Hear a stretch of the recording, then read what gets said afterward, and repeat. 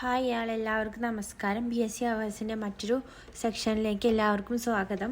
അപ്പോൾ ഇന്ന് നമ്മൾ 10ാം ക്ലാസ്സിലെ തുല്യതാ ടെക്സ്റ്റിലെ 4ാമത്തെ അധ്യായമായ ആധുനിക ഇന്ത്യയാണ് ആ ചാപ്റ്ററാണ് ഇന്ന് എടുക്കാൻ പോകുന്നത്. അപ്പോൾ നമ്മൾ 7ാം ക്ലാസ്സിലെ ടെക്സ്റ്റ് ഏകദേശം എല്ലാം കഴിഞ്ഞിട്ടുണ്ട്. ഇമ്പോർട്ടൻ്റ് ആണെന്ന് തോന്നിയ ചാപ്റ്ററുകളെല്ലാം എടുത്തിട്ടുണ്ട്. 10th പ്രിലിംസിന് ഇമ്പോർട്ടൻ്റ് ആണെന്ന് തോന്നിയ ചാപ്റ്ററുകളെല്ലാം എടുത്തിട്ടുണ്ട്. ഇനി നമ്മൾ 10ാം ക്ലാസ്സിലെ ആധുനിക ഇന്ത്യ എന്ന ചാപ്റ്ററാണ് എടുക്കാൻ പോകുന്നത്. അപ്പോൾ നമുക്ക് തുടങ്ങാം. 1757 പ്ലാസി യുദ്ധത്തോടു കൂടിയാണ് ബ്രിട്ടീഷ് സാമ്രാജ്യത്വത്തിന് ഇന്ത്യയിൽ അടിത്തറയിട്ടത്. അവർ ബംഗാളിലാണ് അധികാരം സ്ഥാപിച്ചത്. അപ്പോൾ എന്നായിരുന്നു പ്ലാസി യുദ്ധം? 1757 പ്ലാസി യുദ്ധത്തോടു കൂടിയാണ് ബ്രിട്ടീഷ് സാമ്രാജ്യത്തിന് ഇന്ത്യയിൽ അടിത്തറയിട്ടത്. അവർ എവിടെയായിരുന്നു അധികാരം സ്ഥാപിച്ചത്? ബംഗാളിലായിരുന്നു അധികാരം സ്ഥാപിച്ചത്. അടുത്ത പോയിന്റ് നോക്കാം. ഇന്ത്യയിൽ നിലനിന്നിരുന്ന നികുതി സമ്പ്രദായങ്ങളെക്കുറിച്ചാണ്. നികുതി സമ്പ്രദായങ്ങൾ മൂന്ന് തരത്തിലുണ്ട്. ശാശ്വത നികുതി വ്യവസ്ഥ, റേറ്റ് വാരി സമ്പ്രദായം, മഹൽവാരി സമ്പ്രദായം. നികുതി സമ്പ്രദായങ്ങൾ 3 തരത്തിലുണ്ട്. ശാശ്വത നികുതി വ്യവസ്ഥ, റേറ്റ് വാരി സമ്പ്രദായം, മഹൽവാരി സമ്പ്രദായം. അതിൽ ശാശ്വത നികുതി വ്യവസ്ഥയെക്കുറിച്ച് നോക്കാം. ബംഗാളിൽ നടപ്പിലാക്കിയ സംവിധാനമാണ് ശാശ്വത ഭൂനികുതി വ്യവസ്ഥ. എവിടെയായിരുന്നു ശാശ്വത ഭൂനികുതി നടപ്പിലാക്കിയത്? ബംഗാളിലായിരുന്നു. ബംഗാളിൽ നടപ്പിലാക്കിയ സംവിധാനമാണ്. അടുത്ത പോയിന്റ്, നികുതി പിരിക്കുവാനുള്ള അവകാശം സെമീന്ദർമാർക്കു നൽകി. നികുതി പിരിക്കുവാനുള്ള അവകാശം സെമീന്ദർമാർക്ക് നൽകി. അടുത്ത പോയിന്റ്, സെമീന്ദർമാരെ ഭൂമികളുടെ ഉടമകളാക്കി മാറ്റി. സെമീന്ദർമാരെ ഭൂമികളുടെ ഉടമകളാക്കി മാറ്റി. അടുത്ത പോയിന്റ്, കർഷകന് ഭൂമിയുടെ ഉടമസ്ഥാവകാശം നഷ്ടപ്പെട്ടു. അപ്പോൾ കർഷകന് ഭൂമിയുടെ ഉടമസ്ഥാവകാശം നഷ്ടപ്പെട്ടു. സെമീന്ദർമാരെ ഭൂമികളുടെ ഉടമകളാക്കി മാറ്റി. നികുതി പിരിക്കാനുള്ള അവകാശം സെമീന്ദർമാർക്കാണ് നൽകിയത്. ബംഗാളിൽ നടപ്പിലാക്കിയ സംവിധാനമാണെന്ത്? ശാശ്വത ഭൂനികുതി വ്യവസ്ഥ. അടുത്തതാണെന്ത്? റേറ്റ് വാരി സമ്പ്രദായം. കർഷകരിൽ നിന്ന് നേരിട്ട് നികുതി ശേഖരിക്കുന്ന സമ്പ്രദായമാണ് റേറ്റ് വാരി സമ്പ്രദായം. മറ്റേ ശാശ്വത ഭൂനികുതിയിൽ എങ്ങനെയായിരുന്നു? നികുതി പിരിക്കുവാനുള്ള അവകാശം സെമീന്ദർമാർക്കായിരുന്നു. റേറ്റ് വാരി സമ്പ്രദായത്തിൽ കർഷകരിൽ നിന്ന് നേരിട്ട് നികുതി ശേഖരിക്കുന്ന സമ്പ്രദായമായിരുന്നു. അടുത്ത പോയിന്റ്, കർഷകന് ഭൂമിയുടെ ഉടമസ്ഥാവകാശം ലഭിച്ചു. റേറ്റ് വാരി സമ്പ്രദായത്തിൽ കർഷകന് ഭൂമിയുടെ ഉടമസ്ഥാവകാശം ലഭിച്ചു. ശാശ്വത ഭൂനികുതി വ്യവസ്ഥയിൽ കർഷകന് ഭൂമിയുടെ ഉടമസ്ഥാവകാശം നഷ്ടപ്പെട്ടിരുന്നു. അടുത്തത് മഹൽവാരി സമ്പ്രദായമാണ്. ഗ്രാമങ്ങളിൽ നിന്നും ഗ്രാമത്തലവന്മാർ വഴി നികുതി പിരിക്കുന്ന സമ്പ്രദായമാണ് മഹൽവാരി സമ്പ്രദായം. ഗ്രാമങ്ങളിൽ നിന്നും ഗ്രാമത്തലവന്മാർ വഴി നികുതി പിരിക്കുന്ന സമ്പ്രദായമാണ് മഹൽവാരി സമ്പ്രദായം. അപ്പോൾ ഒന്നുകൂടെ നോക്കാം. ഇന്ത്യയിൽ നിലനിന്നിരുന്ന നികുതി സമ്പ്രദായങ്ങളാണ് എന്തൊക്കെയാണ്? 1 ശാശ്വത ഭൂനികുതി വ്യവസ്ഥ, 2 റേറ്റ് വാരി സമ്പ്രദായം, 3 മഹൽവാരി സമ്പ്രദായം. ശാശ്വത ഭൂനികുതി വ്യവസ്ഥ ബംഗാളിൽ നടപ്പിലാക്കിയ സംവിധാനമാണ്. ബംഗാളിലാണ് നടപ്പിലാക്കിയത്. അടുത്തത്, നികുതി പിരിക്കാനുള്ള അവകാശം ആർക്കായിരുന്നു? സെമീന്ദർമാർക്കായിരുന്നു ശാശ്വത ഭൂനികുതിയിൽ. അടുത്ത പോയിന്റ്, സെമീന്ദർമാരെ ഭൂമികളുടെ ഉടമകളാക്കി മാറ്റി. പിന്നെ കർഷകന് ഭൂമിയുടെ ഉടമസ്ഥാവകാശം നഷ്ടപ്പെട്ടു. റേറ്റ് വാരി സമ്പ്രദായം കർഷകരിൽ നിന്ന് നേരിട്ട് നികുതി ശേഖരിക്കുന്ന സമ്പ്രദായമാണ് റേറ്റ് വാരി സമ്പ്രദായം. കർഷകന് ഭൂമിയുടെ ഉടമസ്ഥാവകാശം ലഭിച്ചിരുന്നു. മഹൽവാരി സമ്പ്രദായത്തിലാണെങ്കിലോ ഗ്രാമങ്ങളിൽ നിന്നും ഗ്രാമത്തലവന്മാർ വഴി നികുതി പിരിക്കുന്ന സമ്പ്രദായമാണ് മഹൽവാരി സമ്പ്രദായം. അടുത്ത പോയിന്റ് നോക്കാം. പരമ്പരാഗത വ്യവസായവും പ്രദേശമാണ്. കേരളത്തിലെ പരമ്പരാഗത വ്യവസായങ്ങളും അത് നിലനിന്നിരുന്ന പ്രദേശങ്ങളെ ഒന്ന് നോക്കാം. കയർ നിലനിന്നിരുന്ന പ്രദേശമാണ് ആലപ്പുഴ. കയർ വ്യവസായം എവിടെയായിരുന്നു? ആലപ്പുഴയിലായിരുന്നു. കശുവണ്ടി വ്യവസായം കൊല്ലത്തായിരുന്നു. ഓട് വ്യവസായം ഫറൂഖ്, കൊല്ലം, ഒല്ലൂർ. ഓട് എവിടെയൊക്കെയായിരുന്നു? ഫറൂഖ്, കൊല്ലം, ഒല്ലൂർ. കൈത്തറി വ്യവസായം നിലനിന്നിരുന്നത് കണ്ണൂരും കോഴിക്കോടുമാണ്. കൈത്തറി കണ്ണൂർ, കോഴിക്കോട്. ബീഡി വ്യവസായം കണ്ണൂരിലായിരുന്നു. ബീഡി വ്യവസായം എവിടെയായിരുന്നു? കണ്ണൂരിലായിരുന്നു. ഒന്നുകൂടെ നോക്കാം.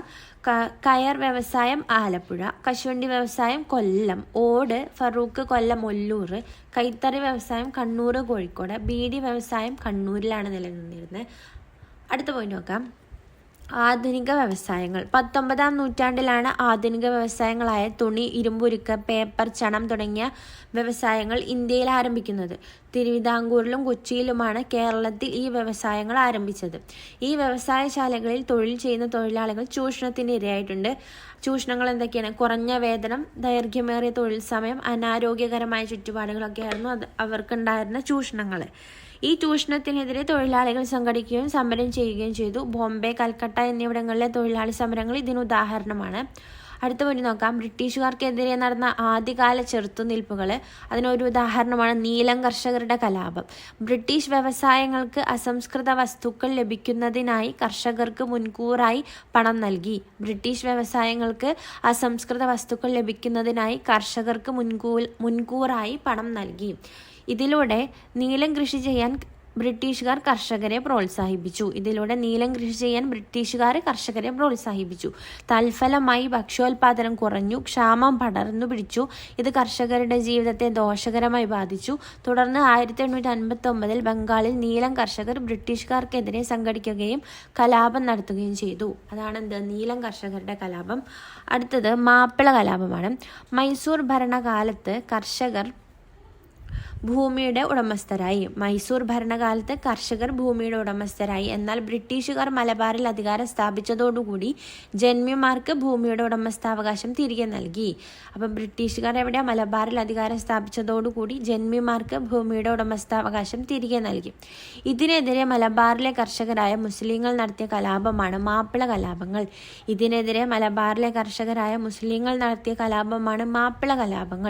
22ഓളം കലാപങ്ങളാണ് മലബാറിന്റെ വ്യത്യസ്ത പ്രദേശങ്ങളിൽ നടന്നത്.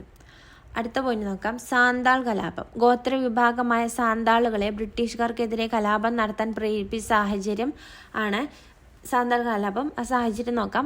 ബ്രിട്ടീഷുകാർ നടപ്പിലാക്കിയ വന നിയമങ്ങൾ, സാന്താളുകളുടെ നിയന്ത്രണത്തിലുണ്ടായ ഭൂമിയിൽ ചുമത്തിയ അമിത നികുതി. അടുത്ത പോയിന്റ്, ഈ ചൂഷണങ്ങൾക്കെതിരെയാണ് സാന്താളുകൾ കലാപം നടത്തിയത്. സിദ്ധുവും ഖാനുവുമാണ് ഇതിന് നേതൃത്വം നൽകിയത്. അടുത്ത പോയിന്റ്, പഴശ്ശി കലാപങ്ങൾ. കോട്ടയം രാജകുടുംബത്തിലെ കേരളവർമ്മ പഴശ്ശി രാജാവാണ് മലബാറിൽ ബ്രിട്ടീഷ് ആധിപത്യത്തിനെതിരെ കലാപം നയിച്ചത്. കോട്ടയം രാജകുടുംബത്തിലെ കേരളവർമ്മ പഴശ്ശി രാജാവാണ് മലബാറിൽ ബ്രിട്ടീഷ് ആധിപത്യത്തിനെതിരെ കലാപം നയിച്ചത്. ശ്രീരംഗപട്ടണം ഉടമ്പടിക്ക് ശേഷം മലബാർ ബ്രിട്ടീഷുകാരുടെ നിയന്ത്രണത്തിലായി. അവർ നികുതി പിരിക്കാനുള്ള അവകാശം പഴശ്ശിയുടെ അമ്മാവനായ കുറുമ്പനാട് രാജാവിന് നൽകി. ഈ നടപടിക്കെതിരെയാണ് പഴശ്ശി കലാപം സംഘടിപ്പിച്ചത്. 1805 ഈ കലാപത്തെ ബ്രിട്ടീഷുകാർ അടിച്ചമർത്തി. അപ്പോൾ ഒന്നുകൂടെ നോക്കാം. ആധുനിക വ്യവസായങ്ങൾ. 19-ാം നൂറ്റാണ്ടിലാണ് ആധുനിക വ്യവസായങ്ങളായി തുണി, ഇരുമ്പുരുക്ക്, പേപ്പർ, ചണം തുടങ്ങിയ വ്യവസായങ്ങൾ ഇന്ത്യയിൽ ആരംഭിക്കുന്നത്. തിരുവിതാംകൂറിലും കൊച്ചിയിലുമാണ് കേരളത്തിൽ ഈ വ്യവസായങ്ങൾ ആരംഭിച്ചത്. പിന്നെ ബ്രിട്ടീഷുകാർക്കെതിരെ നടന്ന ആദ്യകാല ചെറുത്തുനിൽപ്പുകളാണ്. ഒന്ന്, നീലം കർഷകരുടെ കലാപം. ബ്രിട്ടീഷ് വ്യവസായങ്ങൾക്ക് അസംസ്കൃത വസ്തുക്കൾ ലഭിക്കുന്നതിനായി കർഷകർക്ക് മുൻകൂറായി പണം നൽകി. ഇതിലൂടെ നീലം കൃഷി ചെയ്യാൻ ബ്രിട്ടീഷുകാർ കർഷകരെ പ്രോത്സാഹിപ്പിച്ചു. തൽഫലമായി ഭക്ഷ്യോൽപാദനം കുറഞ്ഞു, ക്ഷാമം പടർന്നു പിടിച്ചു. ഇത് കർഷകരുടെ ജീവിതത്തെ ദോഷകരമായി ബാധിച്ചു. തുടർന്ന് 1859 ബംഗാളിൽ നീലം കൃഷിക്കാർ ബ്രിട്ടീഷുകാർക്കെതിരെ സംഘടിക്കുകയും കലാപം നടത്തുകയും ചെയ്തു. ഇതാണ് നീലം കർഷകരുടെ കലാപം. അടുത്തതാണ് മാപ്പിള കലാപങ്ങൾ. മൈസൂർ ഭരണകാലത്ത് കർഷകർ ഭൂമിയുടെ ഉടമസ്ഥരായി. എന്നാൽ ബ്രിട്ടീഷുകാർ മലബാറിൽ അധികാരം സ്ഥാപിച്ചതോടുകൂടി ജന്മിമാർക്ക് ഭൂമിയുടെ ഉടമസ്ഥാവകാശം തിരികെ നൽകി. ഇതിനെതിരെ മലബാറിലെ കർഷകരായ മുസ്ലിങ്ങൾ നടത്തിയ കലാപമാണ് മാപ്പിള കലാപങ്ങൾ. 22ഓളം കലാപങ്ങളാണ് മലബാറിന്റെ വ്യത്യസ്ത പ്രദേശങ്ങളിൽ നടന്നത്. അടുത്തതാണ് സാന്താൾ കലാപം. ഗോത്രവിഭാഗമായ സാന്താളുകളെ ബ്രിട്ടീഷുകാർക്കെതിരെ കലാപം നടത്താൻ പ്രേരിപ്പിച്ച സാഹചര്യങ്ങളാണ് ബ്രിട്ടീഷുകാർ നടപ്പിലാക്കിയ വന നിയമങ്ങൾ, സാന്താളുകളുടെ നിയന്ത്രണത്തിലുള്ള ഭൂമിയിൽ ചുമത്തിയ അമിത നികുതി. പിന്നെ ഈ ചൂഷണങ്ങൾക്കെതിരെ സാന്താളുകൾ കലാപം നടത്തിയത്. സിദ്ധുവും ഖാനുവുമാണ് ഇതിന് നേതൃത്വം നൽകിയത്. അപ്പോൾ സാന്താൾ കലാപത്തിന് നേതൃത്വം നൽകിയത് ആരാണ്? സിദ്ധുവും ഖാനുവുമാണ്. അടുത്തത് പഴശ്ശി കലാപങ്ങളാണ്. കോട്ടയം രാജകുടുംബത്തിലെ കേരളവർമ്മ പഴശ്ശി രാജാവാണ് മലബാറിൽ ബ്രിട്ടീഷ് ആധിപത്യത്തിനെതിരെ കലാപം നയിച്ചത്. ശ്രീരംഗപട്ടണം ഉടമ്പടിക്ക് ശേഷം മലബാർ ബ്രിട്ടീഷുകാരുടെ നിയന്ത്രണത്തിലായി. അവർ നികുതി പിരിക്കാനുള്ള അവകാശം പഴശ്ശിയുടെ അമ്മാവനായ കുറുമ്പനാട് രാജാവിന് നൽകി. ഈ നടപടിക്കെതിരെയാണ് പഴശ്ശി കലാപം സംഘടിപ്പിച്ചത്. 1805 ഈ കലാപത്തെ ബ്രിട്ടീഷുകാർ അടിച്ചമർത്തി. അടുത്ത പോയിന്റ് നോക്കാം. വേലുത്തമ്പി ദളവ തിരുവിതാംകൂറിലെ ദിവാനായിരുന്നു. തിരുവിതാംകൂറിലെ ആഭ്യന്തര ഭരണത്തിൽ ബ്രിട്ടീഷുകാർ ഇടപെട്ടതാണ് ബ്രിട്ടീഷുകാർക്കെതിരെ സംഘടിക്കുവാൻ അദ്ദേഹത്തെ പ്രേരിപ്പിച്ചത്. 1809 കുണ്ടറ വിളംബരത്തിലൂടെ ബ്രിട്ടീഷുകാർക്കെതിരെ പോരാടാൻ ആഹ്വാനം ചെയ്തു. ഈ പോരാട്ടത്തിനൊടുവിൽ വേലുത്തമ്പി മണ്ണടിയിലെ ക്ഷേത്രത്തിൽ വെച്ച് ആത്മഹത്യ ചെയ്തു.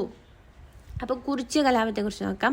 ബ്രിട്ടീഷ് ചൂഷണത്തിനെതിരെ വയനാട്ടിലെ ഗോത്രജന വിഭാഗമായ കുറിച്യർ കലാപം നടത്തി. 1812 ഈ കലാപം നടന്നത്. ഇതിന് നേതൃത്വം നൽകിയത് ആരാണ്?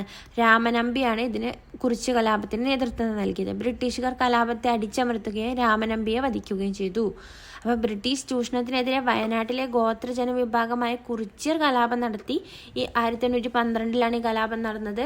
ഇതിന് നേതൃത്വം നൽകിയത് ആരാണ്? രാമനമ്പിയാണ്. ബ്രിട്ടീഷുകാർ കലാപത്തെ അടിച്ചമർത്തുകയും രാമനമ്പിയെ വധിക്കുകയും ചെയ്തു. അടുത്ത പോയിന്റ് 1857 ഒന്നാം സ്വാതന്ത്ര്യ സമരത്തെക്കുറിച്ചാണ്. മംഗൾ പാണ്ഡെ എന്ന ചിത്രത്തിന്റെ കവർ പോസ്റ്റാണിത്. മംഗൾ പാണ്ഡെ ആരാണ്? അദ്ദേഹം 1857 ഒന്നാം സ്വാതന്ത്ര്യ സമരത്തിലെ ആദ്യത്തെ രക്തസാക്ഷിയാണ്. ആര്? മംഗൾ പാണ്ഡെ. 1857 ഒന്നാം സ്വാതന്ത്ര്യ സമരത്തിന്റെ രക്തസാക്ഷിയാണ് ആര്? മംഗൾ പാണ്ഡെ. സൈനികർക്ക് പുതിയ എൻഫീൽഡ് തോക്കുകൾ നൽകി. ഇതിൽ ഉപയോഗിക്കുന്ന തിരയിൽ പുരട്ടിയിരുന്ന ഗ്രീസ് പന്നിയുടെയും പശുവിൻ്റെയും കൊഴുപ്പ് കൊണ്ട് നിർമ്മിച്ചതാണെന്നും റൈഫിളിൽ നിറയ്ക്കുന്നതിന് മുമ്പ് തിര പൊതിഞ്ഞിരിക്കുന്ന പേപ്പർ വായ കൊണ്ട് കടിച്ചു കീറുവാൻ സൈനികരെ നിർബന്ധിച്ചത് തങ്ങളുടെ മതവികാരത്തെ വ്രണപ്പെടുത്തിയെന്നുമുള്ള കിംവദന്തി പടർന്നു. ഇത് സൈനികരെ രോഷാകുലരാക്കി. ബംഗാളിലെ ബാരക്പൂരിൽ മംഗൾ പാണ്ഡെ എന്ന സൈനികൻ പുതിയ തിര ഉപയോഗിക്കാൻ വിസമ്മതിച്ചു. ഇതിന് പ്രേരിപ്പിച്ച ബ്രിട്ടീഷ് ഉദ്യോഗസ്ഥനെ അദ്ദേഹം വധിച്ചു. തുടർന്നുണ്ടായ സൈനിക കലാപത്തെ ബ്രിട്ടീഷുകാർ അടിച്ചമർത്തി. ബ്രിട്ടീഷുകാർ മംഗൾ പാണ്ഡെയെ തൂക്കിലേറ്റി. ഈ കലാപം സൈനിക രംഗത്ത് മാത്രം ഒതുങ്ങിയില്ല. ഈ കലാപത്തിന് നേതൃത്വം നൽകിയ നേതാക്കന്മാരും കലാപങ്ങൾ കേന്ദ്രങ്ങളും ചുവടെ നൽകിയിട്ടുണ്ട്. അവ ഒന്ന് നോക്കാം. ഡൽഹിയിൽ ആരാ നേതൃത്വം നൽകിയത്? ബഹദൂർ ഷാ രണ്ടാമനാണ്. ഡൽഹിയിൽ നേതൃത്വം നൽകിയത് ആരാണ്? ബഹദൂർ ഷാ രണ്ടാമനാണ്. ഝാൻസിയിൽ റാണി ലക്ഷ്മിബായി. ഝാൻസിയിൽ നേതൃത്വം നൽകിയത് ആരാണ്? റാണി ലക്ഷ്മിബായി. കാൺപൂരിൽ ആരാണ്? നാനാ സാഹിബ്. കാൺപൂരിലെ നാനാ സാഹിബ്. ലക്നൌവിലെ ബീഗം ഹസ്രത്ത് മഹലാണ് നേതൃത്വം നൽകിയത്. അപ്പോൾ ഒന്നുകൂടെ നോക്കാം. വേലുത്തമ്പി ദളവ തിരുവിതാംകൂറിലെ ദിവാനായിരുന്നു. തിരുവിതാംകൂറിലെ ആഭ്യന്തര ഭരണത്തിൽ ബ്രിട്ടീഷുകാർ ഇടപെട്ടതാണ് ബ്രിട്ടീഷുകാർക്കെതിരെ സംഘടിക്കുവാൻ അദ്ദേഹത്തെ പ്രേരിപ്പിച്ചത്. 1809 കുണ്ടറ വിളംബരത്തിലൂടെ ബ്രിട്ടീഷുകാർക്കെതിരെ പോരാടാൻ അദ്ദേഹം ആഹ്വാനം ചെയ്തു. അപ്പോൾ എന്നാണ് കുണ്ടറ വിളംബരം? 1809. ഈ പോരാട്ടത്തിനൊടുവിൽ വേലുത്തമ്പി മണ്ണടിയിലെ ക്ഷേത്രത്തിൽ വെച്ച് ആത്മഹത്യ ചെയ്തു. കുറിച്യ കലാപം. അടുത്തത് കുറിച്യ കലാപത്തെക്കുറിച്ച് നോക്കാം. ബ്രിട്ടീഷ് ചൂഷണത്തിനെതിരെ വയനാട്ടിലെ ഗോത്രജന വിഭാഗമായ കുറിച്യർ കലാപം നടത്തി. എന്നാണ് നടത്തിയത്? 1812 കുറിച്യർ കലാപം ഉണ്ടായത്. ഈ കലാപം ഇതിന് നേതൃത്വം നൽകിയത് ആരാണ്? രാമനമ്പിയാണ്. കുറിച്യർ കലാപത്തിന് നേതൃത്വം നൽകിയത് രാമനമ്പിയാണ്. എന്നായിരുന്നു? 1812 പിന്നെ ബ്രിട്ടീഷുകാർ കലാപത്തെ അടിച്ചമർത്തുകയും രാമനമ്പിയെ വധിക്കുകയും ചെയ്തു. അടുത്തത് 1857 ഒന്നാം സ്വാതന്ത്ര്യ സമരത്തിന്റെ രക്തസാക്ഷിയാണ് ആര്? മംഗൾ പാണ്ഡെ. സൈനികർക്ക് പുതിയ എൻഫീൽഡ് തോക്കുകൾ നൽകി. ഇതിലുപയോഗിക്കുന്ന തിരയിൽ പുരട്ടിയ ഗ്രീസ് പന്നിയുടെയും പശുവിൻ്റെയും കൊഴുപ്പ് കൊണ്ട് നിർമ്മിച്ചതാണെന്നും റൈഫിളിൽ നിറയ്ക്കുന്നതിന് മുമ്പ് തിര പൊതിഞ്ഞിരിക്കുന്ന പേപ്പർ വായ കൊണ്ട് കടിച്ചു കീറുവാൻ സൈനികരെ നിർബന്ധിച്ചത് തങ്ങളുടെ മതവികാരത്തെ വ്രണപ്പെടുത്തി എന്നുമുള്ള കിംവദന്തി പടർന്നു. ഇത് സൈനികരെ രോഷാകുലരാക്കി. ബംഗാളിലെ ബാരക്പൂരിൽ മംഗൾ പാണ്ഡെ എന്ന സൈനികൻ പുതിയ തിര ഉപയോഗിക്കാൻ വിസമ്മതിച്ചു. ഇതിനെ പ്രേരിപ്പിച്ച ബ്രിട്ടീഷ് ഉദ്യോഗസ്ഥനെ അദ്ദേഹം വധിച്ചു. തുടർന്നുണ്ടായ സൈനിക കലാപത്തെ ബ്രിട്ടീഷുകാർ അടിച്ചമർത്തി. ബ്രിട്ടീഷുകാർ മംഗൾ പാണ്ഡെയെ തൂക്കിലേറ്റി. ഈ കലാപം സൈനിക രംഗത്ത് മാത്രം ഒതുങ്ങിയില്ല. ഈ കലാപത്തിന് നേതൃത്വം നൽകിയ നേതാക്കന്മാരും കലാപകേന്ദ്രങ്ങളുമാണ് അടുത്തത്. ഡൽഹിയിൽ നേതൃത്വം നൽകിയത് ആരാണ്? ബഹദൂർ ഷാ രണ്ടാമനാണ്. ഡൽഹിയിൽ നേതൃത്വം നൽകിയത് ബഹദൂർ ഷാ രണ്ടാമനാണ്. ഝാൻസിയിൽ നേതൃത്വം നൽകിയത് റാണി ലക്ഷ്മിബായിയാണ്. ഝാൻസിയിൽ നേതൃത്വം നൽകിയത് റാണി ലക്ഷ്മിബായി. കാൺപൂരിൽ നേതൃത്വം നൽകിയത് നാനാ സാഹിബാണ്. ലക്നൌവിൽ നേതൃത്വം നൽകിയത് ബീഗം ഹസ്രത്ത് മഹലാണ്. ഒന്നുകൂടെ നോക്കാം. ഡൽഹിയിൽ ബഹദൂർ ഷാ രണ്ടാമൻ, ഝാൻസിയിൽ റാണി ലക്ഷ്മിബായി, കാൺപൂരിലെ നാനാ സാഹിബ്, ലക്നൌവിൽ ബീഗം ഹസ്രത്ത് മഹൽ. ഇത് ഇമ്പോർട്ടൻ്റ് ആയിട്ടുള്ള ഏരിയയാണ്. എല്ലാ പരീക്ഷയ്ക്കും ഏകദേശം ചോദ്യം വന്ന് കണ്ടിട്ടുണ്ട്. അപ്പോൾ അടുത്ത പോയിന്റ് നോക്കാം. ബ്രിട്ടീഷുകാരുടെ സൈനിക ശക്തിക്ക് മുന്നിൽ കലാപത്തിന് നേതൃത്വം നൽകിയവർക്ക് പിടിച്ചു നിൽക്കാൻ കഴിഞ്ഞില്ല. അതിനാൽ കലാപത്തെ ബ്രിട്ടീഷുകാർ പൂർണ്ണമായും അടിച്ചമർത്തി. അടുത്ത പോയിന്റ്, ദേശീയത എന്ന് പറഞ്ഞാൽ എന്താണ്? ജാതി, മത, വർഗ, പ്രാദേശിക വ്യത്യാസങ്ങളില്ലാതെ ഒരു രാജ്യത്തെ ജനങ്ങൾക്കിടയിൽ നിലനിൽക്കുന്ന ഐക്യബോധമാണ് ദേശീയത. എന്താണ് ദേശീയത? ജാതി, മത, വർഗ, പ്രാദേശിക വ്യത്യാസങ്ങളില്ലാതെ ഒരു രാജ്യത്തെ ജനങ്ങൾക്കിടയിൽ നിലനിൽക്കുന്ന ഐക്യബോധമാണ് ദേശീയത. അടുത്ത പോയിന്റ്, ദേശീയതയുടെ ഉദയം. 19-ാം നൂറ്റാണ്ടിൽ പകുതിയോടുകൂടിയാണ് ഇന്ത്യയിൽ ദേശീയത തഴച്ചു വളർന്നത്. ദേശീയതയുടെ വളർച്ചയിലേക്ക് നയിച്ച ചില ഘടകങ്ങൾ നോക്കാം. സാമൂഹിക പരിഷ്കരണ പ്രസ്ഥാനങ്ങൾ, യുക്തി, ചിന്ത, ആധുനികവൽക്കരണം എന്നിവയാണ് സാമൂഹിക പരിഷ്കരണ പ്രസ്ഥാനങ്ങളുടെ രൂപീകരണത്തിലേക്ക് നയിച്ച ഘടകങ്ങൾ. എന്തൊക്കെയാണ്? യുക്തി, ചിന്ത, ആധുനികവൽക്കരണം എന്നിവയാണ് സാമൂഹിക പരിഷ്കരണ പ്രസ്ഥാനങ്ങളുടെ രൂപീകരണത്തിലേക്ക് നയിച്ച ഘടകങ്ങൾ. അവയുടെ ലക്ഷ്യങ്ങൾ ചുവടെ നൽകിയിട്ടുണ്ട്. എന്തൊക്കെയാണ്? പാശ്ചാത്യ വിദ്യാഭ്യാസം സ്വീകരിക്കുക, ജാതി വ്യവസ്ഥ ഇല്ലാതാക്കുക, സ്ത്രീകൾക്കെതിരായ അനീതികൾ അവസാനിപ്പിക്കുക, വിധവാ പുനർവിവാഹം നടപ്പിലാക്കുക. അതൊക്കെയാണെന്ത്? സാമൂഹിക പരിഷ്കരണ പ്രസ്ഥാനങ്ങളുടെ രൂപീകരണത്തിലേക്ക് നയിച്ച ഘടകങ്ങളാണ്. പാശ്ചാത്യ വിദ്യാഭ്യാസം സ്വീകരിക്കുക, ജാതി വ്യവസ്ഥ ഇല്ലാതാക്കുക, സ്ത്രീകൾക്കെതിരായ അനീതികൾ അവസാനിപ്പിക്കുക, വിധവാ പുനർവിവാഹം നടപ്പിലാക്കുക. ഇനി ചില സാമൂഹിക പരിഷ്കരണ പ്രസ്ഥാനങ്ങളും സ്ഥാപകരും ലക്ഷ്യങ്ങളും നോക്കാം. ബ്രഹ്മസമാജം സ്ഥാപിച്ചത് ആരാണ്? രാജാറാം മോഹൻ റോയ് ആണ്. ബ്രഹ്മസമാജം സ്ഥാപിച്ചത് രാജാറാം മോഹൻ റോയ് ആണ്. ഇംഗ്ലീഷ് വിദ്യാഭ്യാസത്തെ പ്രോത്സാഹിപ്പിച്ചു, സതി നിർത്തലാക്കി. അപ്പോൾ രാജാറാം മോഹൻ റോയ് ആണ് ബ്രഹ്മസമാജം സ്ഥാപിച്ചത്. അദ്ദേഹം എന്താണ് ചെയ്തത്? ഇംഗ്ലീഷ് വിദ്യാഭ്യാസത്തെ പ്രോത്സാഹിപ്പിച്ചു, കൂടാതെ സതി നിർത്തലാക്കി. അടുത്തതാണ് ആര്യസമാജം. അതിൻ്റെ നേതാവാരാണ്?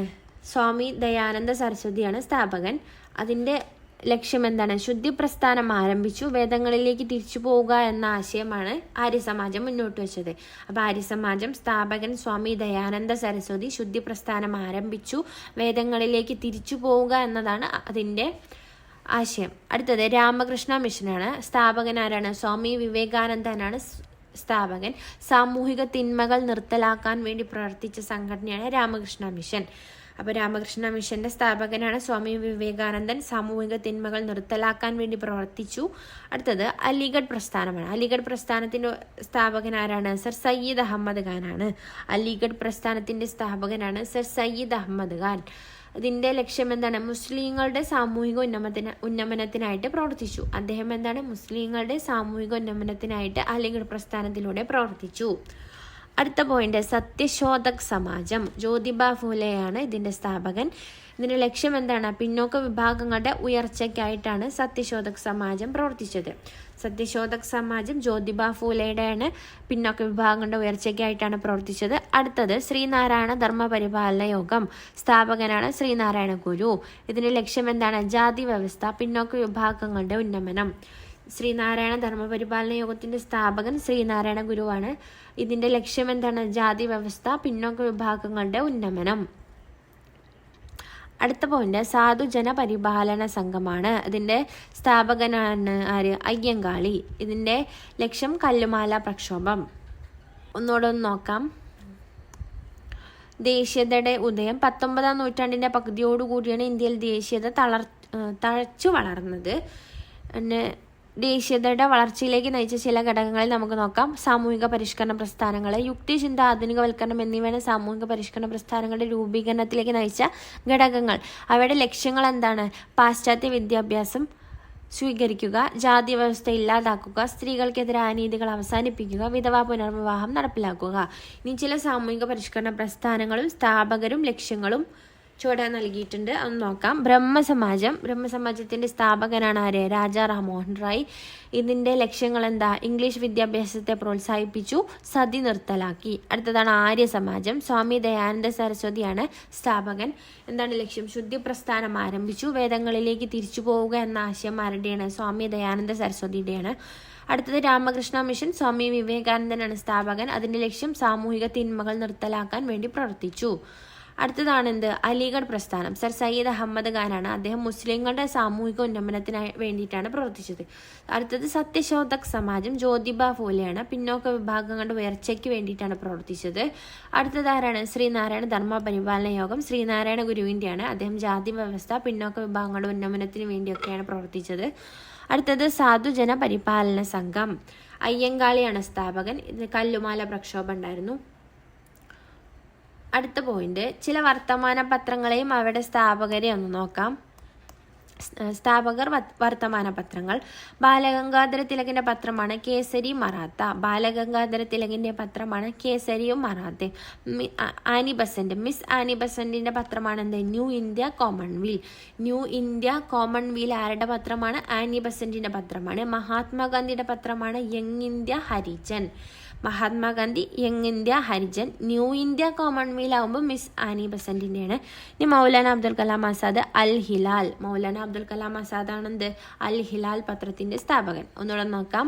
ബാലഗംഗാധര തിലകിന്റെ പത്രമാണ് കേസരിയും മറാത്തയും. മിസ് ആനി ബസന്റിന്റെ പത്രമാണ് ന്യൂ ഇന്ത്യയും കോമൺവെൽത്തും. മഹാത്മാഗാന്ധിന്റെ പത്രമാണ് young India Harijan. New India Annie ബസന്റിന്റെയാണ്, യങ് ഇന്ത്യ മഹാത്മാഗാന്ധിയുടെയാണ്, മാറിപ്പോവരുത്. മൗലാന അബ്ദുൽ കലാം ആസാദിന്റെ പത്രമാണ് അൽ ഹിലാൽ. മൗലാന അബ്ദുൽ കലാം ആസാദിന്റെ പത്രമാണ് അൽ ഹിലാൽ. അടുത്ത പോയിന്റ്, ദേശീയതയും വിദ്യാഭ്യാസവും. ഇംഗ്ലീഷ് വിദ്യാഭ്യാസത്തിന്റെ ചരിത്രം ഇന്ത്യയിൽ ആരംഭിക്കുന്നത് 1813 ചാർട്ടർ നിയമത്തോടു കൂടിയാണ്. ഒരു ഏകീകൃത ഭാഷയായി ഇന്ത്യയിൽ പിൽക്കാലത്ത് ഇത് മാറി. പാശ്ചാത്യ ആശയങ്ങളെയും സംസ്കാരങ്ങളെയും കുറിച്ച് മനസ്സിലാക്കാൻ ഇംഗ്ലീഷ് ഭാഷ പഠിച്ച ഇന്ത്യക്കാർക്ക് കഴിഞ്ഞു. ദേശീയ വിദ്യാലയങ്ങൾ സ്ഥാപിക്കുക എന്നതാണ് ദേശീയ ബോധം വളർത്തുവാനുള്ള പ്രധാന മാർഗം. ഇന്ത്യയിൽ സ്ഥാപിച്ച ചില ദേശീയ വിദ്യാലയങ്ങളാണ് ഇതൊക്കെ. ഡക്കാൻ എഡ്യൂക്കേഷൻ സൊസൈറ്റി, ഇതിന്റെ ആൾക്കാരായിരിക്കാം ജിജി അഗാർക്കർ, ബാലഗംഗാധര തിലക്, മഹാദേവ ഗോവിന്ദ റാനഡെ.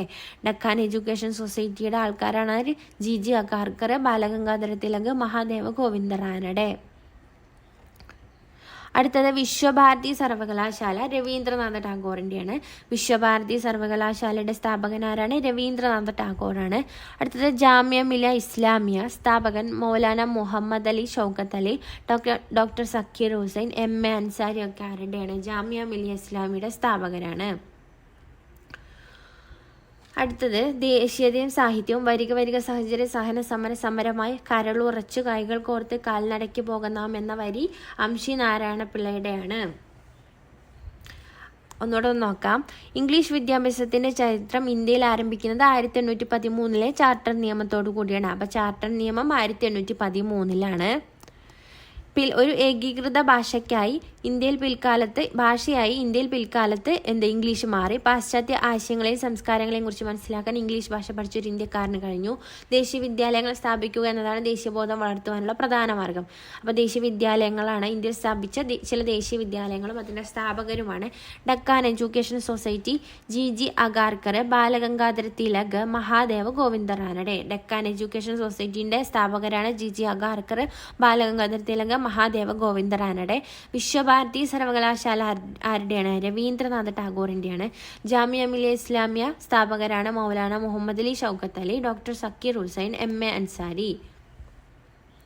അടുത്തത് വരിക വരിക സാഹചര്യം വലിയ സഹന സമരമായി കരളുറച്ചു കൈകൾ കോർത്ത് കാൽനടയ്ക്ക് പോകണം എന്ന വരി ആരുടെയാണ്? അംശി നാരായണ പിള്ളയുടെയാണ്. അടുത്ത പോയിന്റ്, ഈ കാലഘട്ടത്തിൽ വെച്ച ചില സാഹിത്യങ്ങളെ കുറിച്ച് നമുക്ക് പരിചയപ്പെടാം. ആദ്യത്തേത് ശിശിർ കുമാർ ഘോഷ് സത്യേന്ദ്രനാഥ ടാഗോറും ഭാരതമാത രചിച്ചു. അതെന്താണ്? നാടകമാണ്. ഭാരതമാത ഒരു നാടകമാണ്. രചിച്ചത് ആരൊക്കെയാണ്? ശിശിർ കുമാർ ഘോഷും സത്യേന്ദ്രനാഥ ടാഗോറും. അടുത്തത് ആനന്ദമഠം രചിച്ചത് ആരാണ്? ബങ്കിം ചന്ദ്ര ചാറ്റർജിയാണ്. ആനന്ദമഠം ഒരു നോവലാണ്. ബങ്കിം ചന്ദ്ര ചാറ്റർജി രചിച്ച നോവലാണ് ആനന്ദമഠം. അടുത്തത് ദീനബന്ധു മിത്രയുടെ നാടകമാണ് നീൽ ദർപ്പൺ. ദീനബന്ധു മിത്രയുടെ നാടകമാണ് എന്ത്? നീൽ ദർപ്പൺ. അടുത്തത് മുഹമ്മദ് ഇക്ബാൽ, അദ്ദേഹം എന്താണ്? സാരേ ജഹാം സെ അച്ഛാ ഹിന്ദുസ്ഥാൻ ഹമാര എന്ന കവിത രചിച്ചു. അപ്പോൾ ഒന്നുകൂടെ നോക്കാം. ചില സാഹിത്യങ്ങളും അത് ഏത് വിഭാഗത്തിൽപ്പെടുന്നു, അതിൻ്റെ ആൾക്കാരൊക്കെയാണ്. ശിശിർ കുമാർ ഘോഷും സത്യേന്ദ്രനാഥ ടാഗോറും കൂടി എഴുതിയതാണ് ഭാരതമാത എന്ന നാടകം. ശിശിർ കുമാർ ഘോഷും സത്യേന്ദ്രനാഥ ടാഗോറും എഴുതിയ നാടകമാണ് ഭാരതമാത. ബങ്കിം ചന്ദ്ര ചാറ്റർജിയുടെ നോവലാണ് ആനന്ദമഠം. ദീനബന്ധു മിത്രയുടെ നാടകമാണ് നീൽ ദർപ്പൺ. മുഹമ്മദ് ഇക്ബാലിയുടെ കവിതയാണ് ഇത് സാരേ ജഹാം സെ അച്ഛാ ഹിന്ദുസ്ഥാൻ ഹമാര ഹമാര എന്നുള്ളത്. അടുത്ത പോയിന്റ്, കോൺഗ്രസിന്റെ രൂപീകരണം എന്നാണ്? 1885 ഡിസംബറിലെ ബോംബെയിൽ ചേർന്ന സമ്മേളനത്തിലാണ് കോൺഗ്രസ് രൂപീകരിച്ചത്. ഇന്ത്യയുടെ വിവിധ ഭാഗങ്ങളിൽ നിന്നും 72 പ്രതിനിധികൾ ഇതിൽ പങ്കെടുത്തു. 1885 മുതൽ 1947 വരെയുള്ള ബ്രിട്ടീഷ് വിരുദ്ധ സ്വാതന്ത്ര്യ സമര പോരാട്ടത്തിന് പ്രധാന പങ്കുവഹിച്ച കോൺഗ്രസ് ആയിരുന്നു. അടുത്ത പോയിന്റ്, ബ്രിട്ടന്റെ സാമ്പത്തിക ചൂഷണത്തെ തിരിച്ചറിയൽ. ബ്രിട്ടീഷുകാരുടെ സാമ്പത്തിക ചൂഷണത്തെ തിരിച്ചറിഞ്ഞ ആദ്യകാല കോൺഗ്രസ് നേതാവായിരുന്നു ആര്? ദാദാഭായ് നവറോജി. അദ്ദേഹം മുന്നോട്ട് വെച്ച ആശയമാണ് എന്ത്? ചോർച്ചാ സിദ്ധാന്തം.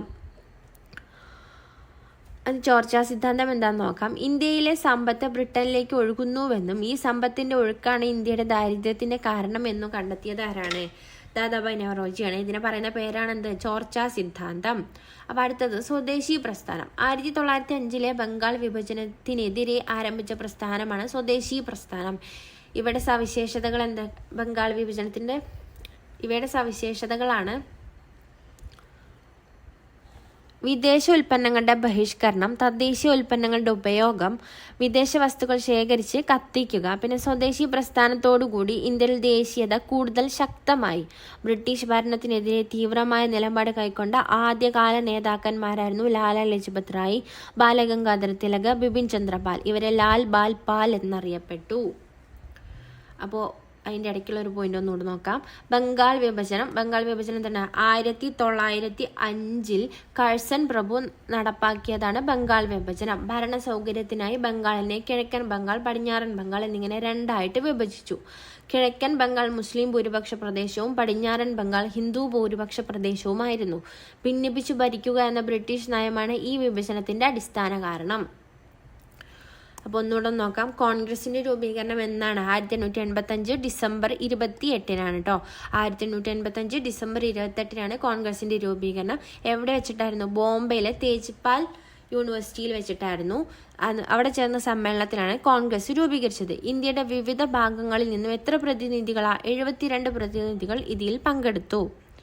അടുത്ത പോയിന്റ്, 1885 മുതൽ 1947 വരെയുള്ള ബ്രിട്ടീഷ് വിരുദ്ധ സ്വാതന്ത്ര്യ സമര പോരാട്ടത്തിന് പ്രധാന പങ്ക് വഹിച്ചത് ആരാണ്? കോൺഗ്രസ് ആയിരുന്നു. അടുത്ത പോയിന്റ്, ബ്രിട്ടന്റെ സാമ്പത്തിക ചൂഷണത്തെ തിരിച്ചറിഞ്ഞത്. ബ്രിട്ടീഷുകാരുടെ സാമ്പത്തിക ചൂഷണത്തെ തിരിച്ചറിഞ്ഞ ആദ്യകാല കോൺഗ്രസ് നേതാവായിരുന്നു ആര്? ദാദാഭായ് നവറോജി. അദ്ദേഹം മുന്നോട്ട് വെച്ച ആശയമാണ് ചോർച്ചാ സിദ്ധാന്തം. അപ്പൊ ചോർച്ചാ സിദ്ധാന്തം ആരുടെയാണ്? ദാദാഭായ് നവറോജിയുടെയാണ്. അടുത്ത പോയിന്റ്, ചോർച്ചാ സിദ്ധാന്തം എന്താണ്? ഇന്ത്യയിലെ സമ്പത്ത് ബ്രിട്ടനിലേക്ക് ഒഴുകുന്നുവെന്നും ഈ സമ്പത്തിന്റെ ഒഴുക്കാണ് ഇന്ത്യയുടെ ദാരിദ്ര്യത്തിന്റെ കാരണമെന്നും തിരിച്ചറിഞ്ഞതാണ് ചോർച്ചാ സിദ്ധാന്തം. തിരിച്ചറിഞ്ഞത് ആരാണ്? ദാദാഭായ് നവറോജിയാണ്. അടുത്തത് സ്വദേശി പ്രസ്ഥാനം. 1905 ബംഗാൾ വിഭജനത്തിനെതിരെ ആരംഭിച്ച പ്രസ്ഥാനമാണ് സ്വദേശി പ്രസ്ഥാനം. ഇവിടെ സവിശേഷതകൾ എന്തൊക്കെയാ? വിദേശ ഉൽപ്പന്നങ്ങളുടെ ബഹിഷ്കരണം, തദ്ദേശീയ ഉൽപ്പന്നങ്ങളുടെ ഉപയോഗം, വിദേശ വസ്തുക്കൾ ശേഖരിച്ച് കത്തിക്കുക. അടുത്തത്, സ്വദേശി പ്രസ്ഥാനത്തോടു കൂടി ഇന്ത്യയിൽ ദേശീയത കൂടുതൽ ശക്തമായി. ബ്രിട്ടീഷ് ഭരണത്തിനെതിരെ തീവ്രമായ നിലപാട് കൈക്കൊണ്ട ആദ്യകാല നേതാക്കന്മാരായിരുന്നു ആര്? ലാല ലജ്പത് റായ്, ബാലഗംഗാധര തിലക്, ബിപിൻ ചന്ദ്രപാൽ. ഇവരെ ലാൽ ബാൽ പാൽ എന്നറിയപ്പെട്ടു. അപ്പം ബംഗാൾ വിഭജനം നോക്കാം. 1905 കഴ്സൺ പ്രഭു നടപ്പാക്കിയതാണ് ബംഗാൾ വിഭജനം. അപ്പം എന്നായിരുന്നു ബംഗാൾ വിഭജനം? 1905 ആരാണ്? കഴ്സൺ പ്രഭു നടപ്പിലാക്കിയതാണ് ബംഗാൾ വിഭജനം. ഭരണ സൗകര്യത്തിനായി ബംഗാളിനെ കിഴക്കൻ ബംഗാളിൽ നിന്നും പടിഞ്ഞാറ് ബംഗാളിൽ നിന്നും ഇങ്ങനെ രണ്ടായിട്ട് വിഭജിച്ചു. കിഴക്കൻ ബംഗാൾ എന്താണ്? മുസ്ലിം ഭൂരിപക്ഷ പ്രദേശവും പടിഞ്ഞാറൻ ബംഗാൾ ഹിന്ദു ഭൂരിപക്ഷ പ്രദേശവുമായിരുന്നു. ഭിന്നിപ്പിച്ചു ഭരിക്കുക എന്ന ബ്രിട്ടീഷ് നയമാണ് ഈ വിഭജനത്തിന്റെ അടിസ്ഥാന കാരണം. അടുത്ത പോയിന്റ്, ഗാന്ധിജിയും ദേശീയ പ്രസ്ഥാനവും. ക്രിസ്തുവിന്റെ പരിത്യാഗശീലവും സാക്ഷാൽ കൃഷ്ണനാം ഭഗവാന്റെ ധർമ്മരക്ഷോപായവും ബുദ്ധന്റെ അഹിംസയും ശങ്കരാചാര്യരുടെ ബുദ്ധിശക്തിയും രന്തിദേവന്റെ ദയാവായ്പും ശ്രീ ഹരിശ്ചന്ദ്രനുള്ള സത്യവും മുഹമ്മദിൻ സ്ഥൈര്യവും ഒരാളിൽ ചേർന്നതെന്ന് കാണണമെങ്കിൽ ചെല്ലുവിൻ ഭവാൻമാരൻ ഗുരുവിൻ നികടത്തിൽ. അപ്പോൾ ഈ വരികൾ എഴുതിയത് ആരാണ്? വള്ളത്തോളന്റെ എൻ്റെ ഗുരുനാഥൻ എന്ന കവിതയിൽ നിന്നുള്ള വരികളാണ് ഇത്. അടുത്ത പോയിന്റ്, ദക്ഷിണാഫ്രിക്കയിൽ നിന്നും 1915 ഇന്ത്യയിൽ തിരിച്ചെത്തിയ ഗാന്ധിജി അദ്ദേഹത്തിന്റെ ആദ്യകാല സമരങ്ങൾക്ക് നേതൃത്വം നൽകി. അവയെപ്പറ്റി നോക്കാം. ചമ്പാരൻ സത്യാഗ്രഹം എന്നായിരുന്നു 1917 ബീഹാറിൽ വെച്ചിട്ടായിരുന്നു. നീലം കർഷകരുടെ സമരമായിരുന്നു ചമ്പാരൻ സത്യാഗ്രഹം. അടുത്തത് ഗേദ സത്യാഗ്രഹം. അത് 1918 എവിടെ വെച്ചിട്ടായിരുന്നു?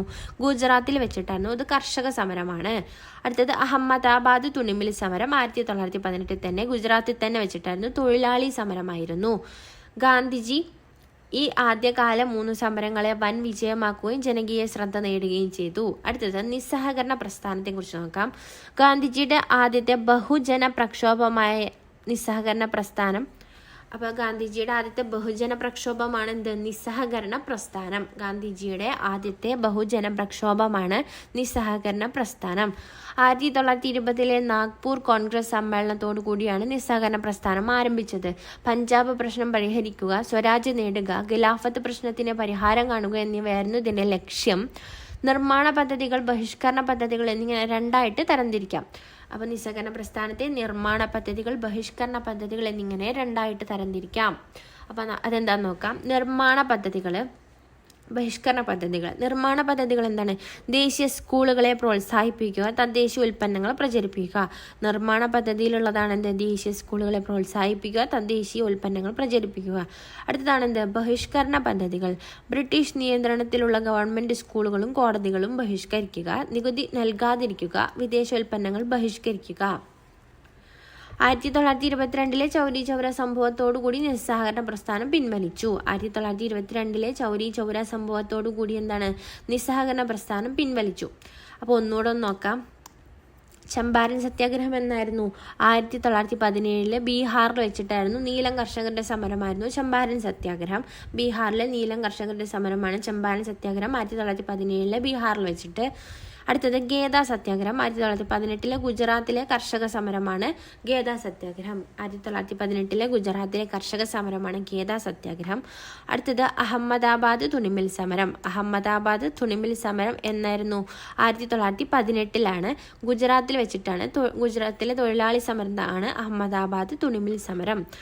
അടുത്തത് ഗാന്ധിജി ഈ ആദ്യകാല 3 സമരങ്ങളെ വൻ വിജയമാക്കി തീർക്കുകയും ജനകീയ ശ്രദ്ധ നേടുകയും ചെയ്തു. അടുത്തത് നിസ്സഹകരണ പ്രസ്ഥാനം. ഗാന്ധിജിയുടെ ആദ്യത്തെ ബഹുജന പ്രക്ഷോഭമാണ് എന്ത്? നിസ്സഹകരണ പ്രസ്ഥാനം. ഗാന്ധിജിയുടെ ആദ്യത്തെ ബഹുജന പ്രക്ഷോഭമാണ് നിസ്സഹകരണ പ്രസ്ഥാനം. 1920 നാഗ്പൂർ കോൺഗ്രസ് സമ്മേളനത്തോടു കൂടിയാണ് നിസ്സഹകരണ പ്രസ്ഥാനം ആരംഭിച്ചത്. പഞ്ചാബ് പ്രശ്നം പരിഹരിക്കുക, സ്വരാജ് നേടുക, ഖിലാഫത്ത് പ്രശ്നത്തിന് പരിഹാരം കാണുക എന്നിവയായിരുന്നു ലക്ഷ്യം. നിർമ്മാണ പദ്ധതികൾ, ബഹിഷ്കരണ പദ്ധതികൾ എന്നിങ്ങനെ രണ്ടായിട്ട് തരംതിരിച്ചു. അതിൽ നിർമ്മാണ പദ്ധതികളാണെന്ത്? ദേശീയ സ്കൂളുകളെ പ്രോത്സാഹിപ്പിക്കുക, തദ്ദേശീയ ഉൽപ്പന്നങ്ങൾ പ്രചരിപ്പിക്കുക. അടുത്തത് ബഹിഷ്കരണ പദ്ധതികളാണ്. ബ്രിട്ടീഷ് നിയന്ത്രണത്തിലുള്ള ഗവൺമെൻറ് സ്കൂളുകളും കോടതികളും ബഹിഷ്കരിക്കുക, നികുതി നൽകാതിരിക്കുക, വിദേശോൽപ്പന്നങ്ങൾ ബഹിഷ്കരിക്കുക. അടുത്ത പോയിന്റ് നോക്കാം. 1922 ചൗരി ചൗര സംഭവത്തോടു കൂടി നിസ്സഹകരണ പ്രസ്ഥാനം പിൻവലിച്ചു. അടുത്ത പോയിന്റ് ജാലിയൻ വാലാബാഗ്. 1919 നടപ്പിലാക്കിയ റൗലറ്റ് നിയമത്തിനെതിരെ പ്രതിഷേധിക്കാൻ ഗാന്ധിജി ആഹ്വാനം ചെയ്തു. 1919 നടപ്പിലാക്കിയ റൗലറ്റ് നിയമത്തിനെതിരെ പ്രതിഷേധിക്കാൻ ഗാന്ധിജി ആഹ്വാനം ചെയ്തു. പ്രതിഷേധം പഞ്ചാബിൽ ശക്തമായിരുന്നു. പ്രാദേശിക നേതാക്കളുടെ അറസ്റ്റിൽ പ്രതിഷേധിച്ചുകൊണ്ട് ജാലിയൻ വാലാബാഗിൽ സമാധാനമായി സംഘടിച്ച ജനങ്ങൾക്ക് നേരെ പോലീസ് വെടിവെച്ചു. തൽഫലമായി ധാരാളം ജനങ്ങൾ വധിക്കപ്പെട്ടു. ഈ സംഭവത്തെയാണ് ജാലിയൻ വാലാബാഗ് കൂട്ടക്കൊല എന്നറിയപ്പെടുന്നത്. അടുത്തത് എന്താണ്? റൗലറ്റ് നിയമം. 1919 സർ സിഡ്നി റൗലറ്റ് പാസാക്കിയ നിയമം. ഇതനുസരിച്ച് ഏതൊരു വ്യക്തിയെയും വിചാരണ കൂടാതെ തടവിലാക്കാൻ കഴിയും. അപ്പോൾ ഒന്നുകൂടെ ഒന്ന് നോക്കാം. ജാലിയൻ വാലാബാഗ് 1919 നടപ്പിലാക്കിയ റൗലറ്റ് നിയമത്തിനെതിരെ പ്രതിഷേധിക്കാൻ ഗാന്ധിജി ആഹ്വാനം ചെയ്തു. ഈ പ്രതിഷേധം പഞ്ചാബിൽ ശക്തമായിരുന്നു. പ്രാദേശിക നേതാക്കന്മാരുടെ അറസ്റ്റിൽ പ്രതിഷേധിച്ചുകൊണ്ട് ജാലിയൻ വാലാബാഗിൽ സമാധാനമായി സംഘടിച്ച ജനങ്ങൾക്ക് നേരെ വെടിവെച്ചു. തൽഫലമായി ധാരാളം ജനങ്ങൾ വധിക്കപ്പെട്ടു. ഈ സംഭവത്തെയാണ് എന്ത്? ജാലിയൻ വാലാബാഗ് കൂട്ടക്കൊല എന്നറിയപ്പെടുന്നത്. 1919 ഇതിലെ റൗലറ്റ് നിയമം എന്താണ്? 1919 സർ സിഡ്നി റൗലറ്റ് പാസാക്കിയ നിയമമാണ്. ഇതനുസരിച്ച് ഏതൊരു വ്യക്തിയെയും വിചാരണ കൂടാതെ തടവിലാക്കാൻ കഴിയും. ഇതിനെതിരെ നടന്ന പ്രക്ഷോഭമാണ് എന്ത്? ജാലിയൻ വാലാബാഗ് കൂട്ടക്കൊല. അടുത്ത പോയിന്റ് ഖിലാഫത്ത് പ്രസ്ഥാനം. ഖലീഫയുടെ സ്ഥാനത്തെ പുനഃസ്ഥാപിക്കുന്നതിനായി ഇന്ത്യയിൽ മുസ്ലിങ്ങൾ ആരംഭിച്ച പ്രസ്ഥാനമാണ് ഖിലാഫത്ത് പ്രസ്ഥാനം. ഇതിന് നേതൃത്വം നൽകിയത് അലി സഹോദരങ്ങളാണ്. അടുത്തത് ചൗരി ചൗര സംഭവമാണ്. ഉത്തർപ്രദേശിലെ ചൗരി ചൗരയിൽ ജനങ്ങളും പോലീസും ഏറ്റുമുട്ടി. തുടർന്ന് രോഷാകുലരായ ജനങ്ങൾ പോലീസ് സ്റ്റേഷൻ ആക്രമിച്ച് തീയിട്ടു. ഇത് 22 പോലീസുകാരുടെ മരണത്തിലേക്ക് നയിച്ചു. ഇതിനെ ചൗരി ചൗര സംഭവം എന്നറിയപ്പെട്ടു. ഒന്നുകൂടെ നോക്കാം. ഖിലാഫത്ത് പ്രസ്ഥാനം എന്താണ്? ഖലീഫയുടെ സ്ഥാനത്തെ പുനഃസ്ഥാപിക്കുന്നതിനായി ഇന്ത്യയിൽ മുസ്ലിങ്ങൾ ആരംഭിച്ച പ്രസ്ഥാനമാണ് ഖിലാഫത്ത് പ്രസ്ഥാനം. ഇതിന് നേതൃത്വം നൽകിയത് ആരാണ്? അലി സഹോദരങ്ങളാണ്. അടുത്തത് എന്താണ്? ചൗരി ചൗര സംഭവം. ഉത്തർപ്രദേശിലെ ചൗരി ചൗരയിൽ ജനങ്ങളും പോലീസും ഏറ്റുമുട്ടി. തുടർന്ന് രോഷാകുലരായ ജനങ്ങൾ പോലീസ് സ്റ്റേഷൻ ആക്രമിച്ച് തീയിട്ടു. ഇത് 22 പോലീസുകാരുടെ മരണത്തിലേക്ക് നയിച്ചു. ഇതിനെ ചൗരി ചൗര സംഭവം എന്ന് അറിയപ്പെട്ടു. അടുത്തതാണെന്ത്? പൂർണ്ണ സ്വരാജും ലാഹോർ കോൺഗ്രസും.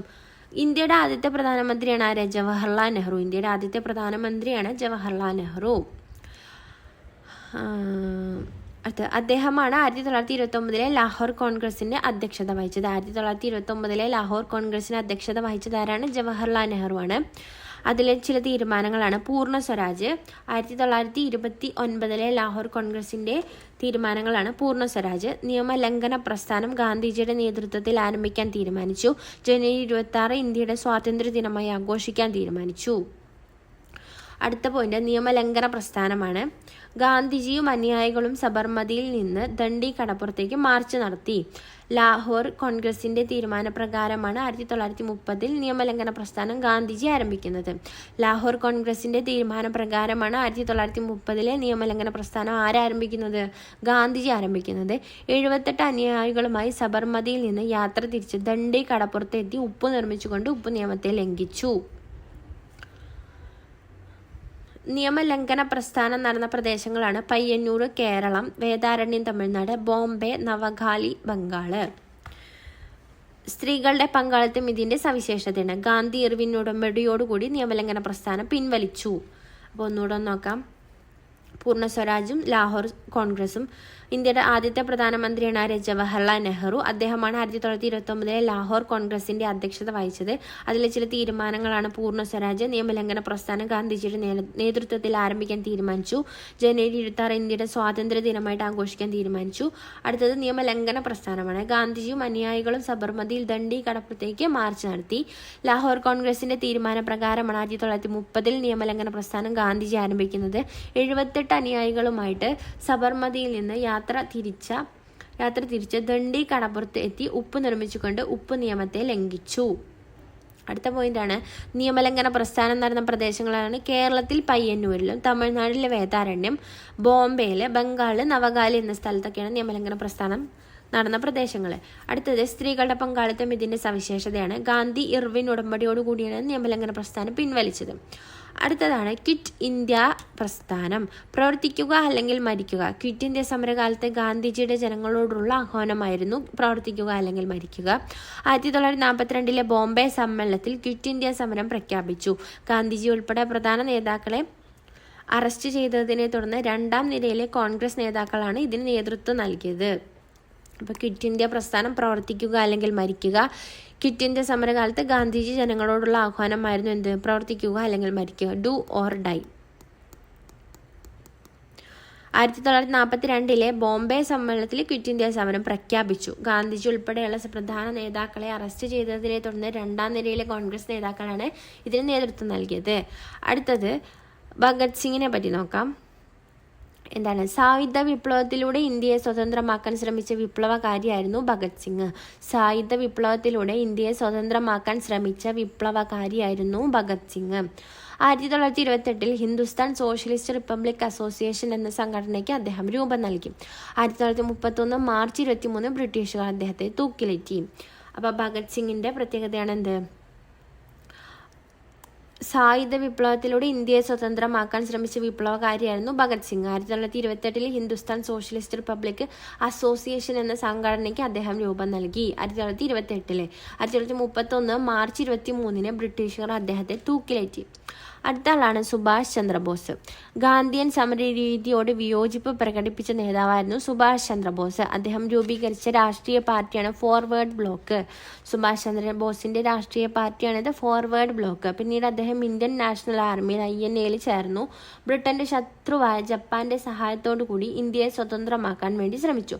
ജപ്പാന്റെ പരാജയത്തോടുകൂടി അത് വിഫലമാവുകയും ചെയ്തു. അപ്പോൾ ഒന്നുകൂടെ നോക്കാം. സുഭാഷ് ചന്ദ്രബോസ് ഗാന്ധിയൻ സമരരീതികളോട് വിയോജിപ്പ് പ്രകടിപ്പിച്ച നേതാവായിരുന്നു സുഭാഷ് ചന്ദ്രബോസ്. അദ്ദേഹം രൂപീകരിച്ച രാഷ്ട്രീയ പാർട്ടിയാണ് ഫോർവേഡ് ബ്ലോക്ക്. പിന്നീട് അദ്ദേഹം ഇന്ത്യൻ നാഷണൽ ആർമിയിൽ INA ചേർന്നു. ബ്രിട്ടന്റെ ശത്രുവായ ജപ്പാന്റെ സഹായത്തോടുകൂടി ഇന്ത്യയെ സ്വതന്ത്രമാക്കാൻ ശ്രമിച്ചു. ജപ്പാന്റെ പരാജയത്തോടുകൂടി അത് വിഫലമായി. അടുത്തതാണ് തൊഴിലാളി കർഷക പ്രസ്ഥാനങ്ങൾ. ദേശീയ പ്രസ്ഥാന കാലത്ത് ഇന്ത്യയിൽ രൂപീകരിച്ച ചില തൊഴിലാളി കർഷക പ്രസ്ഥാനങ്ങളെ പരിചയപ്പെടാം. 1920 NM ജോഷി, ലാലാ ലജ്പത് റായ് എന്നിവർ രൂപീകരിച്ച അഖിലേന്ത്യാ ട്രേഡ് യൂണിയൻ കോൺഗ്രസ് AITUC. അടുത്തത് NG രംഗയുടെ ശ്രമഫലമായി കർഷകരുടെ പ്രശ്നങ്ങൾ പരിഹരിക്കാൻ രൂപീകരിച്ച കർഷക പ്രസ്ഥാനമാണ് അഖിലേന്ത്യാ കിസാൻ സഭ. അപ്പോൾ ദേശീയ പ്രസ്ഥാന കാലത്ത് ഇന്ത്യയിൽ രൂപീകരിച്ച ചില തൊഴിലാളി കർഷക പ്രസ്ഥാനങ്ങളാണ് ഏത്? 1920 NM ജോഷി, ലാലാ ലജപത് റായ് എന്നിവർ രൂപീകരിച്ച അഖിലേന്ത്യാ ട്രേഡ് യൂണിയൻ കോൺഗ്രസ് AITUC. അടുത്തത് NG രംഗയുടെ ശ്രമഫലമായി കർഷകരുടെ പ്രശ്നങ്ങൾ പരിഹരിക്കാൻ രൂപീകരിച്ച കർഷക പ്രസ്ഥാനമാണ് അഖിലേന്ത്യാ കിസാൻ സഭ. അടുത്ത പോയിന്റ്, കേരളത്തിന്റെ രൂപീകരണത്തിന് മുമ്പ് ഈ പ്രദേശങ്ങളെ തിരുവിതാംകൂർ, കൊച്ചി, മലബാർ എന്നിങ്ങനെ വിഭജിച്ചിരുന്നു. മലബാർ ബ്രിട്ടീഷുകാരുടെ നേരിട്ടുള്ള ഭരണത്തിനും നാട്ടുരാജ്യങ്ങളായ തിരുവിതാംകൂറും കൊച്ചിയും ബ്രിട്ടീഷ് സഖ്യത്തിന് കീഴിലുമായിരുന്നു.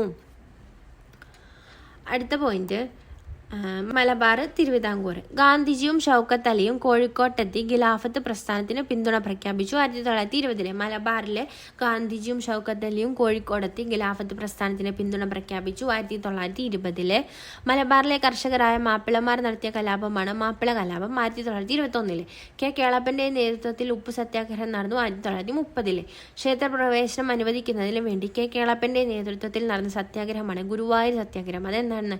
1931 സോഷ്യലിസ്റ്റ് പാർട്ടി കമ്മ്യൂണിസ്റ്റ് പാർട്ടി രൂപീകരിക്കപ്പെട്ടു. 1939 ക്വിറ്റ് ഇന്ത്യ പ്രക്ഷോഭത്തിന്റെ ഭാഗമായി മലബാറിൽ നടന്ന സംഭവമാണ് കീഴരിയൂർ ബോംബ് കേസ്. അത് 1942. ഇനി തിരുവിതാംകൂറിൽ എന്താണ്? മലയാളി മെമ്മോറിയൽ മഹാരാജാവിന് സമർപ്പിച്ചു. 1891 സഞ്ചാര സ്വാതന്ത്ര്യത്തിനായി TK മാധവന്റെ നേതൃത്വത്തിൽ നടത്തിയ സത്യാഗ്രഹമാണ് വൈക്കം സത്യാഗ്രഹം. അത് 1924. അടുത്ത പോയിന്റ്, ക്രിസ്ത്യാനികൾക്കും മുസ്ലിങ്ങൾക്കും ഈഴവർക്കും ഗവൺമെന്റ് തലത്തിൽ തൊഴിലവസരങ്ങൾ ലഭ്യമാക്കുന്നതിന് ആരംഭിച്ചതാണ് നിവർത്തന പ്രക്ഷോഭം. 1932.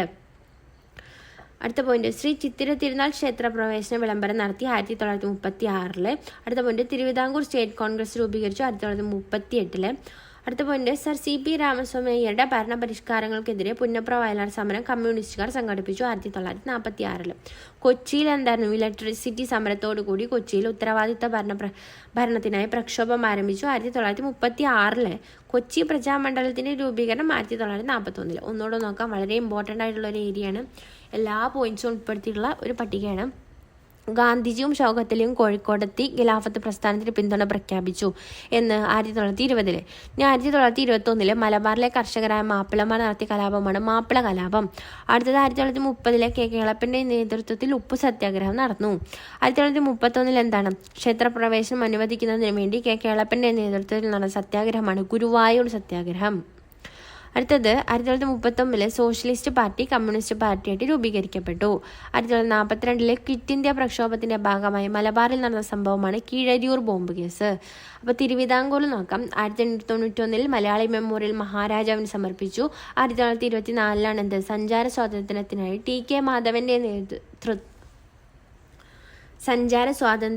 TK മാധവന്റെ നേതൃത്വത്തിൽ നടത്തിയ സത്യാഗ്രഹമാണിത് വൈക്കം സത്യാഗ്രഹം. അടുത്ത പോയിന്റ്, 1932 ക്രിസ്ത്യാനികൾക്കും മുസ്ലിങ്ങൾക്കും ഈഴവർക്കും ഗവൺമെന്റ് തലത്തിൽ തൊഴിലവസരങ്ങൾ ലഭ്യമാക്കുന്നതിന് ആരംഭിച്ചതാണ് നിവർത്തന പ്രക്ഷോഭം. 1932. അടുത്ത പോയിന്റ്, ശ്രീ ചിത്തിര തിരുനാൾ ക്ഷേത്രപ്രവേശന വിളംബരം എന്നാണ് നടത്തിയത്? 1936. അടുത്തത് തിരുവിതാംകൂർ സ്റ്റേറ്റ് കോൺഗ്രസ് 1938 രൂപീകരിച്ചു. സർ CP രാമസ്വാമി അയ്യരുടെ ഭരണപരിഷ്കാരങ്ങൾക്കെതിരെ പുന്നപ്ര വയലാർ സമരം കമ്മ്യൂണിസ്റ്റുകാർ സംഘടിപ്പിച്ചത് 1946.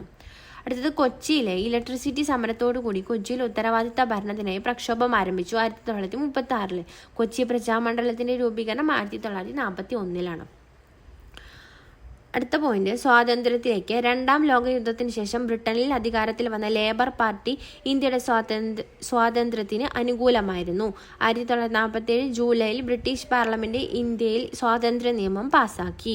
ഇതനുസരിച്ച് ഇന്ത്യ, പാകിസ്ഥാൻ എന്നീ 2 സ്വതന്ത്ര രാജ്യങ്ങൾ 1947 ഓഗസ്റ്റ് 15 നിലവിൽ വന്നു. അപ്പോൾ ഇന്ത്യ സ്വാതന്ത്ര്യത്തിലേക്ക് എന്നാണ്. രണ്ടാം ലോകയുദ്ധത്തിന് ശേഷം ബ്രിട്ടനിൽ അധികാരത്തിൽ വന്ന ലേബർ പാർട്ടി ഇന്ത്യയുടെ സ്വാതന്ത്ര്യത്തിന് അനുകൂലമായിരുന്നു. 1947 ജൂലൈയിൽ ബ്രിട്ടീഷ് പാർലമെന്റ് ഇന്ത്യൻ സ്വാതന്ത്ര്യ നിയമം പാസാക്കി. ഇതനുസരിച്ച് ഇന്ത്യ, പാകിസ്ഥാൻ എന്നീ 2 സ്വതന്ത്ര രാജ്യങ്ങൾ 1947 ഓഗസ്റ്റ് 15 നിലവിൽ വന്നു. അപ്പോൾ ശ്രദ്ധിക്കുക, വളരെ ഇമ്പോർട്ടൻ്റ് ആയിട്ടുള്ളൊരു ചാപ്റ്ററാണ്. എല്ലാവർക്കും നമ്മുടെ ക്ലാസ്സൊക്കെ ഇഷ്ടപ്പെടുന്നുണ്ടെന്ന് വിചാരിക്കുന്നു. ക്ലാസ്സൊക്കെ ഇഷ്ടപ്പെട്ടാൽ എല്ലാവരും ലൈക്ക് ചെയ്യൂ, ഷെയർ ചെയ്യൂ, കമൻറ്റ് ചെയ്യൂ. നിങ്ങളുടെ അഭിപ്രായങ്ങളും നിർദ്ദേശങ്ങളും ഒക്കെ കമൻറ്റ് ബോക്സിൽ അറിയിക്കൂ. അപ്പോൾ എല്ലാവർക്കും നന്ദി. Have A nice day.